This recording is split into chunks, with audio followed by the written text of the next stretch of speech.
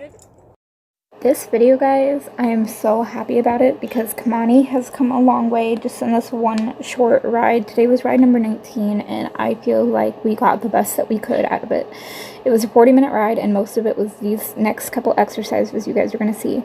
But I want you to notice the difference. So see here how she's going to the right. She's kind of doing some spins with a step or two out here. I'm not looking for that. I'm looking for her nose to tip in and her to walk out on a circle.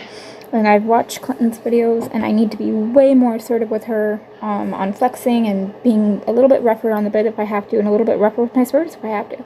So I'm going to kind of show you guys the beginning, the middle, and the end of what we did today and how soft Kamani got by the end of the video, and I'm so happy.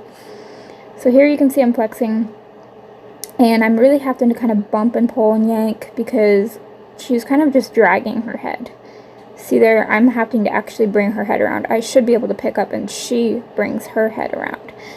Now, I don't normally like to bump with a bit, but after watching Clinton's videos and listening to him, you know, sometimes you have to get really, really firm with them.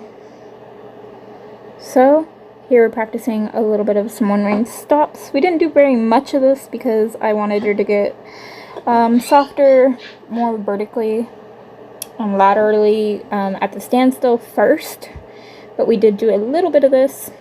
It is easier for them to understand at the standstill. That's why I just did just a tiny bit of this. You can see that one range stop. She kept going a little bit, so I just sat there until she stopped. So here I wanted to leave in. This is the fastest we did because the ground's so slick. And she didn't bow in, but a little bit. And normally I turn her away from the direction she's bowing in. Well, today I decided she's bowing in right. I'm going to work her to the right. So we worked her to the right and walked off and came around again and trotted her. And you can see she's not bowing in. She does bow in right here when I go to turn her, but I just take that spur and push on her and you can see she moves right off that. So she's starting to really respect the spurs more. Sometimes a day off helps. So one thing I found out is I'm not asking enough vertically. So you can see I'm holding and asking her for her to bring her head down. Then I realized she's just bringing her head down. She's not being soft. She's bracing. She's pushing.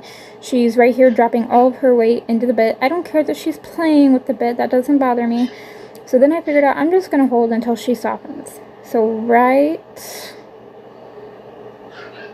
there, she actually tucked her nose in and softened those reins all on her own. So I left this part in just to show you guys it's not always that easy. Sometimes they're going to brace, sometimes they're going to back up, they're going to throw their head. So when she kind of ignores me or even braces even more, I'm just going to bump. So whenever you see me bumping, she's ignoring and not trying, or she's bracing. If they back up, just let them back up until they stop and keep holding until they give. So every time you see me bump, she's adding more pressure. So I'm going to wait for her to soften. There, she brought her head down and in. It's not necessarily the nose tuck. You'll see like right there. It's when she actually brings her face in and the reins almost loosen on her end first. And she's actually giving to the pressure, if that makes sense.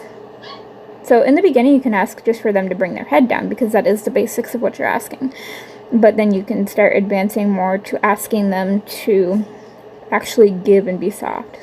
So here's where we end off on this particular exercise, and guys, can you tell the difference? I can tell a huge difference.